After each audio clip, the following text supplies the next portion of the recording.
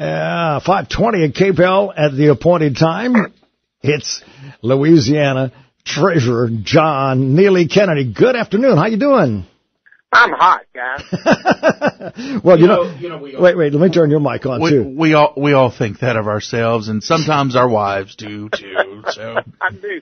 I could just tell that one was coming. Well, John, did you see the one I posted on Facebook? I always wanted to be cremated. That's the only way I'll get a smoking hot body. Woo! Yes. I'm gonna remember that one. Yeah. All right. Onward, sir. Tell us about this whole thing that you got worked out. Yeah, John, this is something that, a lot of us are kind of scratching our head after this last legislative session, because there's something in the Louisiana Constitution that kind of gets in the way of some of this so-called progress and some of these taxes. So give it to us.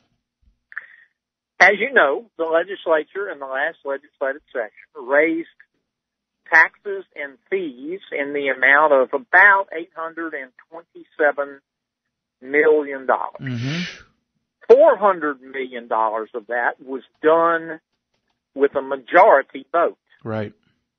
Article 7, Section 2 of the 1974 Constitution requires a two-thirds vote to raise taxes.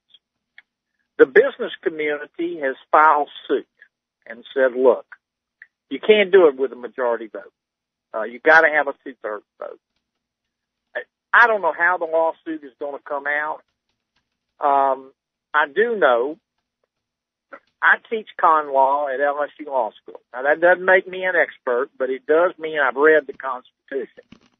And if you look at Article 7, Section 2, and go back and look at the records of the Constitutional Convention that drafted the article, I mean, the floor debates and the committee reports and the staff reports, they talk about a two-thirds vote being required on, quote, all tax matters.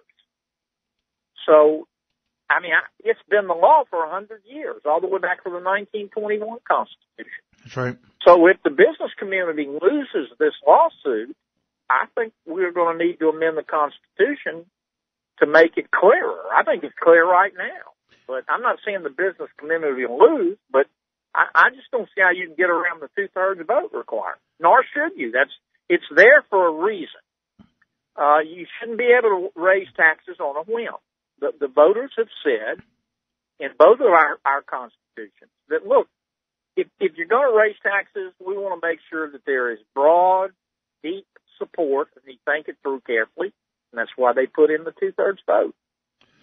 Well, the thing that I guess that I stumble on this one is that so many legislators have gone back to their districts and done their thing that they do, where they'll go back and they'll have their Rotary Club, Kiwanis luncheons, and they'll meet with everybody and they'll say, hey, listen, I didn't want to raise taxes. I did it to save higher ed.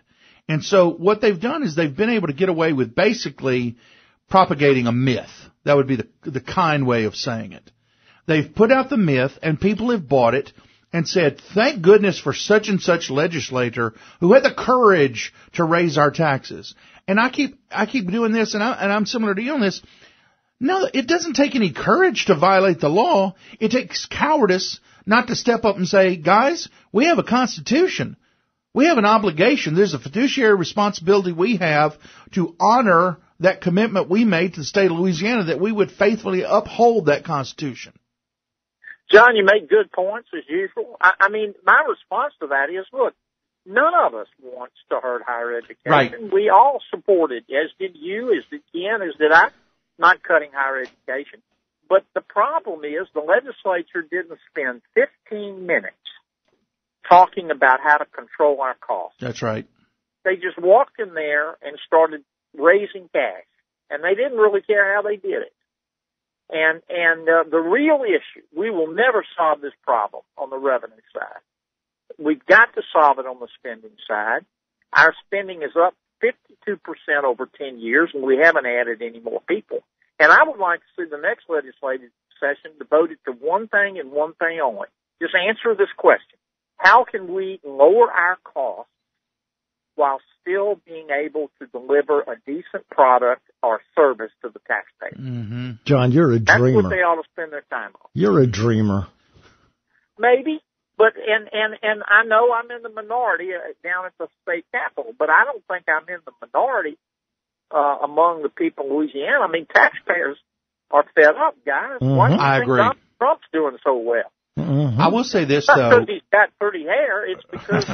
It's because people are angry. Yes. And they just are tired. The government is starting to think it owns all, or controls and owns all of our income. Right. But, John, let me say this, and this is that practical side of this. I think that the fact that the Louisiana Chemical Association is the one leading the charge on this, if you put the Louisiana Chemical Association on one side of the ledger and people see higher ed on the other one, they're going to say, wait a minute, forget what the Constitution says. We're going to rule in favor of higher ed on this, because they would be given a false choice. If that's the way the issue is framed, I don't disagree with you, Doctor. But the real issue is we're spending 40% of our budget on health care. Mm-hmm. We spend $8.3 billion a year, $9 billion if you count the overhead of DHH on Medicaid, and we're doing nothing to try to control the cost. Right. If it goes up 5% a year, and you're spending $9 billion, that's $450 million Mm-hmm. every year. We cannot sustain that. We have got to control our costs. Otherwise, we're not going to have any money for higher education, or for roads, or for coastal restoration, or for small business development.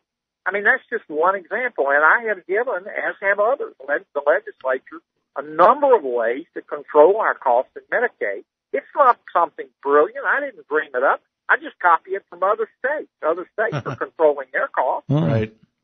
Well, Treasurer Kennedy, we've got 2 minutes, about a minute and a half left. What happens if this thing were ruled against, what do business people do now? What does the average taxpayer do if we can't get out of this mess with the 2/3 vote? Well, if the business community wins, if the Chemical Association wins its lawsuit, there will be other lawsuits filed. Mm-hmm. But if the business community wins, then the state's going to have to refund this money. Yeah. You can't violate the Constitution. Right. And I understand the legislature's lawyer is a gentleman by the name of Butch Spear. He's the clerk of the House, and Butch is a great guy. Yeah. He's a really good lawyer, and he could win this thing on a technicality. But if he does, I think you're going to see a constitutional amendment offered to say, look, we thought it was clear, but we're going to make it clearer. Mm-hmm. 2/3 vote is required. That has been the law in Louisiana for 100 years. Thank you so much, John, man. we thank Great you as for always. your time today, and we'll talk to you again, I guess, by the time this thing makes it to court. Yep. Thanks, gentlemen. Thank you Appreciate very it. much.